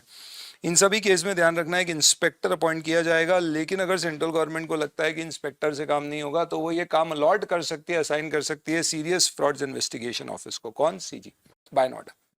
एक बार SFIO serious fraud investigation office को कुछ order कर दिया गया, ऑब्वियसली ये based on report of registrar inspector किया जाएगा, या स्पेशल रिजोल्यूशन या फिर request from any central government, state government department और पब्लिक इंटरेस्ट में। और एक बार इसे एलोकेट कर दिया तो कोई दूसरी एजेंसी, फिर जैसे नफरा एक बार आईसीआईएम मेंबर्स का इन्वेस्टिगेशन शुरू करती है तो कोई और फिर उसका इन्वेस्टिगेशन नहीं कर सकता। ऐसे ही एसएफआईओ पिक्चर में आ गया तो कोई और इन्वेस्टिगेशन नहीं होगा। यहाँ पे फ्रॉड अगर कंपनी में हुआ है due to any director, KMP और any other particular officer who has taken undue advantage, central government में file an application before tribunal कि जिस व्यक्ति ने धोखाधड़ी करी है उसकी एसेट्स को कुर्क किया जाए, डिसगवर्नमेंट किया जाए, दैट मीन्स उसकी एसेट्स अटैच की जाए। तो 210 और 213 इन्वेस्टिगेशन है, 212 एसएफआईओ के द्वारा इन्वेस्टिगेशन है, 10 और 13 इंस्पेक्टर के द्वारा इन्वेस्टिगेशन है। अगर आप एक इंस्पेक्टर को अपॉइंट करते हैं इन्वेस्टिगेशन के लिए तो ये एक इंडिविजुअल होगा, सीए नॉन सीए कोई भी हो सकता है। इसके क्या पावर्स होंगे? तो कोड ऑफ क्रिमिनल नहीं, कोड ऑफ सिविल प्रोसीजर्स के अंतर्गत इसके पावर्स होंगे। It will have power to examine people on oath, it can call books of accounts, remember not more than 180 days. 180 दिन से ज्यादा चाहिए तो वापस लौटा के फिर वापस से आप एक बार 180 दिन के लिए ले सकते हैं। कोई भी रेलेवेंट इन्फॉर्मेशन आप कंपनी के ऑफिसर एम्प्लॉइज से मांग सकते हो, जिनकी ड्यूटी होगी कि वो उनको सारा असिस्टेंस, बुक्स, अकाउंट्स, पेपर्स और इन्फॉर्मेशन दें। इसके अलावा court can issue letter of request to court और authority of a foreign country to seek any particular evidence, और किसी ने भी अगर इसका कंप्लायंस नहीं किया तो उसके अगेंस्ट पनिशमेंट लगेगी, बेसिकली कोई भी ऑफिसर और पर्सन इन इंडिया। तो ये पावर्स है किसके? इंस्पेक्टर के। इंस्पेक्टर अपनी रिपोर्ट ऑब्वियसली किसको देगा? सेंट्रल गवर्नमेंट को। हो सकता है सेंट्रल गवर्नमेंट फाइनल रिपोर्ट से पहले कोई इंटरिम रिपोर्ट भी डिमांड करे। क्या members creditors of the company को ये रिपोर्ट मांगी जा सकती है? तो वो सेंट्रल गवर्नमेंट से एप्लीकेशन लेके मांग सकते हैं, एमसीक्यू आ सकता है इसके ऊपर। 224 Companies Act deal with follow-up of inspector report and gives power to CG to launch prosecution or even winding up proceedings against the company if serious frauds have been identified. जो inspector की report होगी it will be under the seal of the company and custodian officer.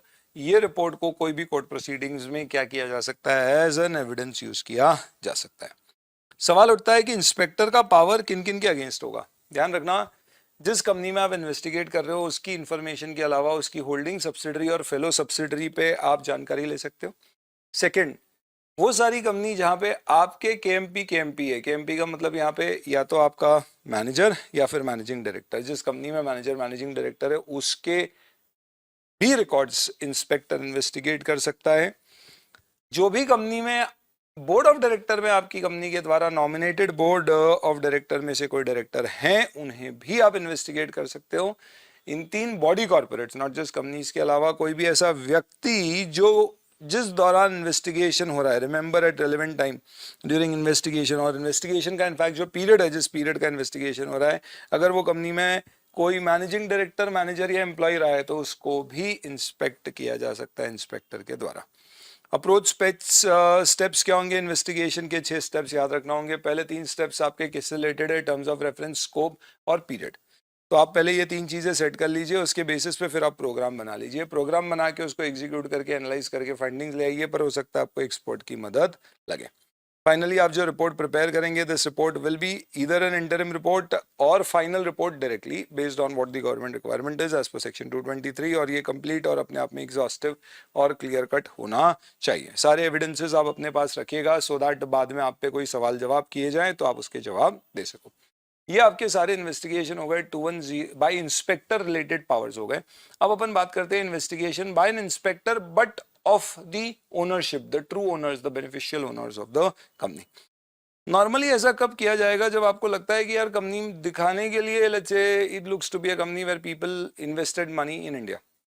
जैसे Bollywood में बाहर का पैसा लगाना suppose allowed नहीं है, हमें लग रहा है दुबई से लोग पैसे लगा रहे हैं बॉलीवुड में, हम क्या करेंगे? तो हम ऑर्डर करेंगे कि यार जरा चेक करो इस कंपनी में एक्चुअल में किसका पैसा लगा है।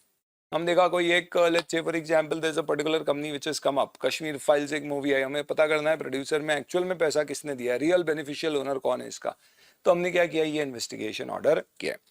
वंस अगेन ये इन्वेस्टिगेशन कौन ऑर्डर करेगा? तो सेंट्रल गवर्नमेंट या फिर ट्राइब्यूनल। ट्राइब्यूनल करेगा तो क्या करेगा? वो ऑर्डर करेगा इन्वेस्टिगेशन। उस केस में सेंट्रल गवर्नमेंट ही इंस्पेक्टर अपॉइंट करेगा, या सीजी को अगर लगता है इन्वेस्टिगेशन की जरूरत है तो वो डायरेक्टली इंस्पेक्टर अपॉइंट कर सकता है।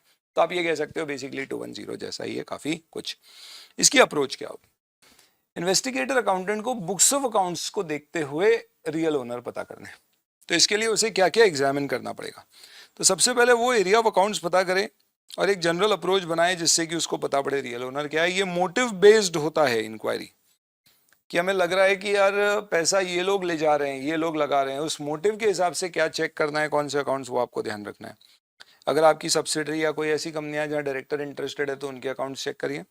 साथ ही साथ में आप एक काम करो, देखो सीधी सी बात है, अगर कंपनी का रियल ओनर कोई और है तो वो ऐसे ट्रांजैक्शन कंपनी के साथ करेगा जिससे उसको फायदा और कंपनी को नुकसान हो। तो ऐसे कोई भी ट्रांजैक्शन जिसमें नुकसान कंपनी को हुआ है, आप देखो उसमें फायदा क्या, कोई डायरेक्टर या मैनेजरियल पर्सन को तो नहीं हुआ है, हो सकता है वो रियल ओनर हो। ये अप्रोच आप फॉलो कर सकते हो। पावर्स आपके पास वापस से interrogate director, officer, agent, other concern. ध्यान रखना एक चीज यहाँ पे कि डायरेक्टर से आप ये नहीं एक्सपेक्ट कर सकते कि वो हमेशा सतर्क रहे, अवेलेबल रहे, चीजें फॉलो करे। तो इसके लिए कहा गया है कि director needs to take proper care. It is not important that he was present every time when the business was done, and obviously बात है कि ये डिसीजन आपके डिस्क्रिशन पे डिपेंडेंट होगा। ये 2 प्रिंसिपल ध्यान रखना कि कोई भी ब्रीच ऑफ ड्यूटी डायरेक्टर ने की और कंपनी को लॉस नहीं हुआ है तो मटेरियल नहीं माना। कोई भी नेग्लिजेंस है जो कहीं स्पेसिफिकली मेंशन नहीं थी और आपने परफॉर्म नहीं किए तो उसे कल्पेबल यानी फ्रॉडलेंट नहीं मानना। ऑब्जेक्टिव सिर्फ इस इन्वेस्टिगेशन का है ये देखना कि कोई वायलेशन ऑफ द एक्ट या ब्रीच ऑफ ड्यूटी हुआ है। ये कोई क्रिमिनल प्रोसीडिंग नहीं है, ये ओपिनियन है, इसके बेसिस पे जेल नहीं होगी, ये सिर्फ एक इनिशियल स्टेपिंग पॉइंट होगा जिसके बेसिस पे आगे एक्शंस लिए जाएंगे। इसी के साथ आपका डिस्कशन किसका कंप्लीट हो जाता है? All the statutory investigations which are there under the companies act. अब नॉन स्टैट्यूटरी इन्वेस्टिगेशंस की बात करते हैं। Under non statutory investigations we would basically work on certain things which is like what. तो यहाँ पे स्पेसिफिक कुछ मुद्दे हैं जिसको आपके कोर्स में कवर किया गया है, एंड वन इज प्रॉफिट और फाइनेंशियल फोरकास्ट। सो ये एक एक करके देखते हैं। There is nothing much in this with profit और फाइनेंशियल फोरकास्ट। अगर कोई भी प्रोजेक्टेड फाइनेंशियल स्टेटमेंट्स प्रिपेयर किए जा रहे हैं तो उसका एक ऐसे ही 3400 है जो अच्छे से आपको बताता है कि भाई इसको कैसे चेक किया जाता है। पता है ना, हमारे सिलेबस में SAEs नहीं होते हैं, तो we just have to check here कि जितना भी फोरकास्ट किया गया है, to a large extent, it depends on the nature of the business, and there are numerous uncertainties involved to that. Hence, it is not verifiable in the same way as historical data financial statements are verifiable. Hence, you'll have to do a special review as these depart from auditor's traditional role. That's about it. There's nothing much given here, so this is not critically important. Next is investigation on behalf of an incoming partner. इसको बहुत सारे point है, कैसे याद रखना। Number 1, किसी firm में आप अगर एज अ पार्टनर एडमिट हो रहे हो तो सबसे पहले तो खुद पे डाउट करो कि यार ये मुझे पार्टनर ले क्यों रहा है। तो why are you being added as a partner? And that is point number 1, let's say reasons for admission of new partner. और इसके लिए एक बार डीड अच्छे से पढ़ लेना. डीड पढ़ो अच्छे से तो उसमें खास तौर पे ये चेक कर लेना कि नए पार्टनर के एडमिशन से रिलेटेड कोई स्पेशल क्लॉज है या नहीं है कि नया पार्टनर एडमिट होगा तो एग्जिस्टिंग मेजॉरिटी पार्टनर की परमिशन चाहिए, सबकी चाहिए, और वो हो तो ही हम एडमिशन एक्सेप्ट करें. देन अपन जब एडमिट होते हैं किसी भी फॉर्म में तो ऑब्वियस सी बात है कि उस पर्टिकुलर फॉर्म में पैसा कितना लाएंगे और गुडविल कितना लाएंगे, दो बड़े मुद्दे होते हैं. तो इसके लिए हम पहले क्या करेंगे, we will basically check the history of the company, क्योंकि हमें निकालना होगा फ्यूचर मेंटेनेबल प्रॉफिट. तो वो कंपनी की हिस्ट्री क्या है, उसके पास प्रॉफिट्स के ट्रेंड क्या है. तो we will calculate the profitability of the business for various years in order to calculate the future maintainable profit, and then we will calculate the capital employed. उसके लिए हमें उसकी एसेट और लाइबिलिटी की पोजीशन देखना पड़ेगी और हमें एक नॉर्मल रेट ऑफ रिटर्न देखना पड़ेगा, कैपिटल एम्प्लॉयड और रेट ऑफ रिटर्न, जिससे कि असेस कर पाएंगे कि अल्टीमेटली गुडविल कितनी आ रही है. इसके अलावा there could be a revaluation done by the partners before that. Revaluation में नॉर्मली पार्टनर वो सब रिवैल्यूएशन तो कर देंगे जिसमें प्रॉफिट हो रहा है. तो मेरी डर एज एन इनकमिंग पार्टनर उन रिवैल्यूएशन में ज्यादा होगी जहां लाइबिलिटी बढ़ सकती है या कोई कंटिजेंट लाइबिलिटी एग्जिस्ट करती है जो एक्चुअल में क्रिस्टलाइज हो सकती है. तो now I will focus a little bit on the liability side. Liability side like क्या कंपनी के कोई इनकम्प्लीट कॉन्ट्रैक्ट्स तो नहीं है जो कंपनी ने कंफर्म इनफैक्ट फुलफिल नहीं किया और इस कारण से कोई लाइबिलिटी कंपनी के ऊपर उससे रिलेटेड आ सकती है. किसी प्रकार के लोन्स अगर कंपनी ने ले रखे हैं तो उनकी क्या पोजीशंस हैं. कोई ऑर्डर्स अगर इन हैंड है तो वो क्या पोजीशन है, इसका इम्पैक्ट एफएमपी पे भी आ सकता है और आपकी लाइबिलिटी वैल्यूएशन पे भी. इसके अलावा अदर मैटर्स में मे बी आप की मैनेजरियल पर्सन कौन है, किस तरह के एम्प्लॉयज हैं, लोग हैं, उसके बारे में देखना चाहेंगे. And then based on all these you will also take some personal consideration like standing of the partner, reputation उनकी क्या है. ये सब चीजें डिवाइस करके फिर आप क्या करोगे, you will be in the position to conclude that how should I value the worth of the firm and accordingly decide the amount of goodwill or partnership capital which I am ready to contribute. अब अगर मुझे एक private company के shares का valuation करना है तो partnership form के बाद अगला स्टेप ये आ सकता है. ऐसे तो हम प्रोप्राइटरशिप और प्राइवेट कंपनीज की भी बात कर सकते हैं. तो that is point number 15. We'll come to that. Before that valuation of share primarily कैसे मोड्स, कितने मोड्स से हो सकता है.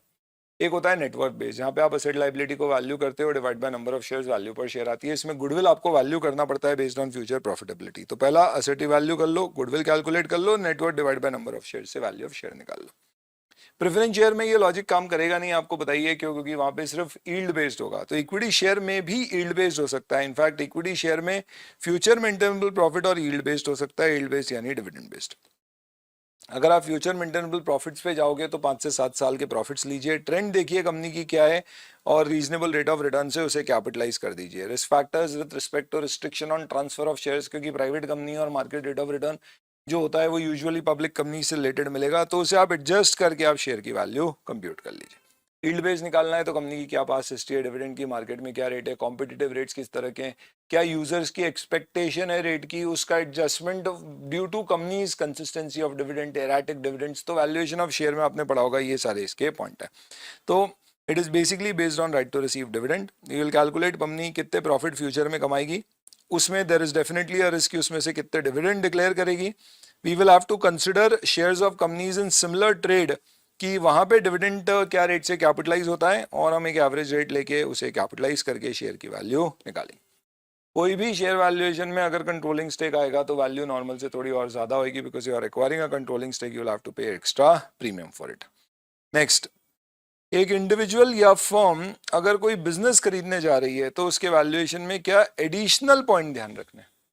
तो आपने फॉर्म में जो पॉइंट ध्यान पढ़े थे या वैल्यूएशन शेयर में जो पॉइंट पढ़े थे उसके अलावा एडिशनल पॉइंट. तो एग्जाम में क्वेश्चन आता है what additional point are to be kept in mind while you are acquiring a proprietorship firm और अ प्राइवेट कंपनी और अ पब्लिक कंपनी. तो these points are to be mentioned as additional point.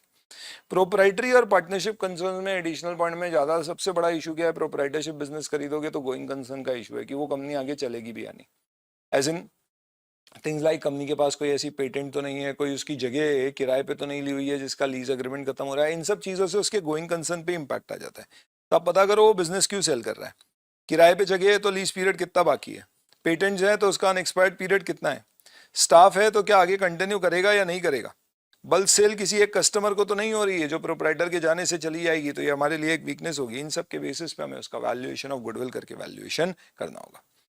Limited company, not private only, private public, कोई भी limited company acquire करोगे तो वहां पे additionally आपको किस पे ध्यान देना पड़ेगा? कैपिटल, कितनी कैपिटल है, number of types of shares कितने हैं, कोई अनकॉल्ड शेयर्स की लाइबिलिटी तो नहीं है, डिविडेंड की क्या हिस्ट्री है। तो you will basically focus on capital issues and इसके अलावा कंटिजेंट लाइबिलिटी, लाइक कोई मॉर्गेज, कोई गिरवी तो नहीं रखा है एसेट, हमें ये चेक करना पड़ेगा।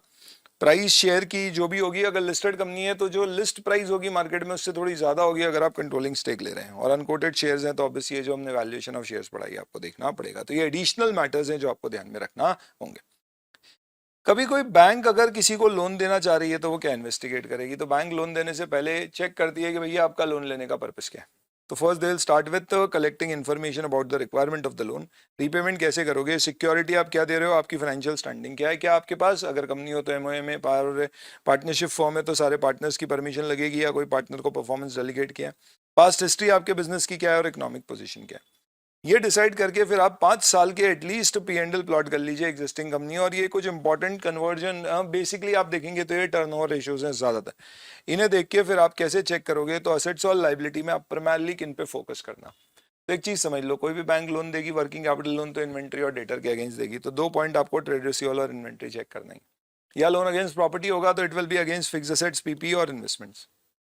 इसके अलावा आप mainly of balance sheet liabilities देखोगे, as contingent liabilities, other liabilities, provisions for liabilities, और आपके एसेट्स का इंश्योरेंस, सिक्योर्ड लोन, दूसरे लोन आपने ले रखे। फिर इनमें रिलेटिवली पॉइंट है, तो फिक्स असेट में आप देखो अलग अलग क्या आइटम है, डिप्रिसिएशन पर्याप्त है या नहीं है, कोई ऑलरेडी चार्ज तो नहीं है, रिवैल्यूएशन किया है तो अप्रोप्रिएट है नहीं। Similarly for investment, trade receivable में आप एज वाइज एनालिसिस देखोगे कि क्या कॉम्पोजिशन है, कितने 6 महीने तक के पुराने हैं, उससे ज्यादा कितने पुराने हैं, क्रेडिट पीरियड एक्सपायर हो गया और फिर भी पैसा नहीं आया ऐसे कितने हैं, बैड क्रेडिट, बैड डेट्स तो नहीं है आपके, डाउटफुल कितने हैं, डायरेक्टर से कितने लेना है, सब्सिडरी से कितने लेना है, बैलेंस शीट डेट के बाद की इवेंट्स भी देखेंगे फॉर देयर रियलाइजेशन। इन्वेंट्री में क्या टाइप्स ऑफ इन्वेंट्री है, फिक्स्ड गुड्स कितने हैं, स्लो नॉन मूविंग ऑब्सोलीट कितनी है, subsequent event for valuation of inventory, already कहीं गिरवी तो नहीं रखी गई, ऐसे सारे पॉइंट्स आपको देखना पड़ेंगे for all these particular area. Self explanatory, major points याद हो फिर आप इन इसके अंदर के पॉइंट्स अपने आप क्रिएट कर सकते हैं। And then once you have done with this, ये आपके अलग अलग तरह के इन्वेस्टिगेशंस हो जाते हैं। इसके बाद हमारी जो अगली 3 स्लाइड्स में इन्वेस्टिगेशन की बात की गई है, this is self doable. I will just give you a very broad overview, not one of the most important areas. सबसे पहले फ्रॉड्स का इन्वेस्टिगेशन अब हम यहाँ पे बात कर रहे हैं। तो अभी तक हमने जो इन्वेस्टिगेशन की है वो सब बिजनेस एक्विजिशन के थे, अब हम बात करेंगे फ्रॉड्स इन्वेस्टिगेशन की। तो फ्रॉड के इन्वेस्टिगेशन में सबसे पहले डेफिनेशन ऑफ फ्रॉड 2 जगह दी गई है, ऐसे 240 में और सेक्शन 447 में।